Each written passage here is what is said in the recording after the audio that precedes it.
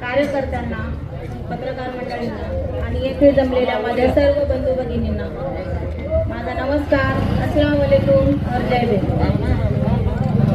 आज मी शेख मुमताज ताजुद्दीन आपल्या सर्वांसमोर नगरसेवक पदासाठी इच्छुक म्हणून उभी आहे। ही इच्छा केवळ पदासाठी नाही तर आपल्या प्रभागातल्या कामांसाठी, आपल्या प्रभागाच्या प्रगतीसाठी आहे, विकासासाठी आहे आणि जनतेच्या सेवेसाठी आहे। जसे की रस्ते, पाणी, वीज, आरोग्य केंद्र, शिक्षण, स्वच्छता इत्यादी। हे सर्व निवडणुकीचे विषय नाहीये, तर हे आपल्या दैनंदिन जीवनाशी निगडीत विषय आहेत आणि ज्यावरती आपण काही ना काही अडचणींना तोंड देत आलेलो आहे आणि याच प्रश्नांवर उपाय म्हणून शोधणे किंवा या प्रश्नांवर उपाय काढणे हे एका नगरसेवकाचे काम असते। आपल्या प्रभागातल्या लोकांच्या भरपूर काही अशा अडचणी आहेत आणि त्या अडचणींना दूर करण्यासाठी आपण जे काही प्रयत्न करू शकणार ते आम्ही करू। एका नगरसेवकाला काय काम असतं, एक नगरसेवक काय काम करू शकतं, हे नगरसेवकापेक्षा आपल्याला कळायला पाहिजे की आपण त्याच्याजवळ काय काय काम घेऊन जाऊ शकतो, काय अडचणी घेऊन जाऊ शकतो। मी याआधी म्हणले की आपल्या प्रभागामध्ये ना भरपूर काही काम ना अर्धवट राहिलेले आहेत। अर्धवट रस्ते, अर्धवट नाल्या। मी असंच नाही बोलले हे शब्द सर, माझी विनंती आहे, एखाद्या वेळेस ना आमच्या इकडे major colony, Kazi colony, Siddharth Nagar थोडं तिकडे नजर टाकावी तुम्ही, काय स्थिती आहे तिथे चलता येतं का? आज किमान मी बघते 10-12 वर्षापासून, पण त्या आधीपासून तिथे लोक राहत आहेत, पण आताही तिकडे रस्ते झालेले नाहीयेत, नाल्या झालेले नाहीयेत। किंवा कराडनगर मध्ये स्थित सुग्रामा स्कूल तिकडे तुम्ही नजर टाका, रस्ते नाहीयेत, पाणी साचलेलं आहे। कसं चालतात लेकरं, कसे शाळेमध्ये जातात, डोंट आयडियाच नाहीये त्याच्याबद्दल काही। आणि प्रचारादरम्यान मी जेवढं बघितलंय किंवा आपण दैनंदिन जीवनामध्ये पण आपल्या आजूबाजूला बघतोच, कचरा। या कचऱ्याचं निवारण कधी होणार ते माहिती नाही।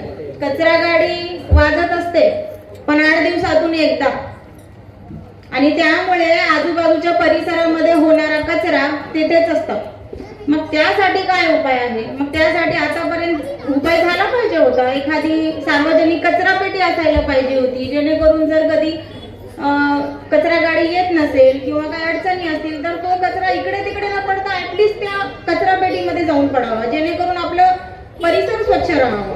पण हे तर खूप क्षुल्लक गोष्टी आहेत। आणखीन भरपूर असे कामं आहेत अर्धवट राहिलेले, ज्याच्यावर जर बोलायला बसलं तर खूप वेळ कमी पडेल। आणि मी जास्त वेळ न घेता माझं असं म्हणणं आहे की या प्रश्नांचा उपाय शोधण्यासाठी जे काही प्रयत्न आम्ही करू किंवा करणार निवडून आल्यानंतर ते प्रामाणिकपणाने करू।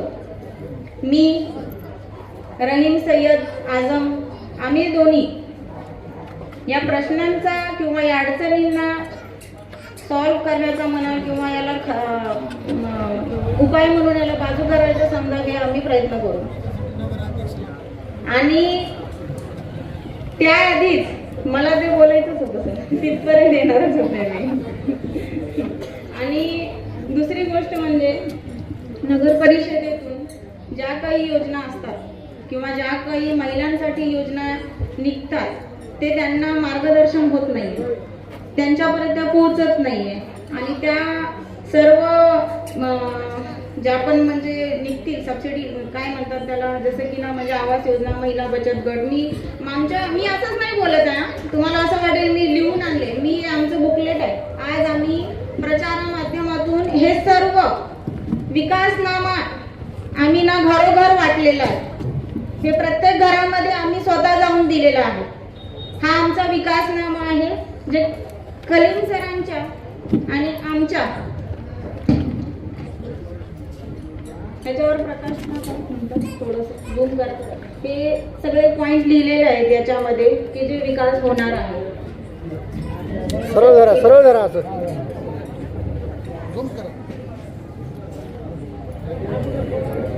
हे फक्त बोलण्यासाठीचे शब्द नाही आहेत, तर हे करण्यासाठीचे शब्द आहेत. आणि हे सरांना माहिती आहे, माझे वडील मेरे वालिद साहब शेख जलील शब्दावर चालणारा माणूस आहे.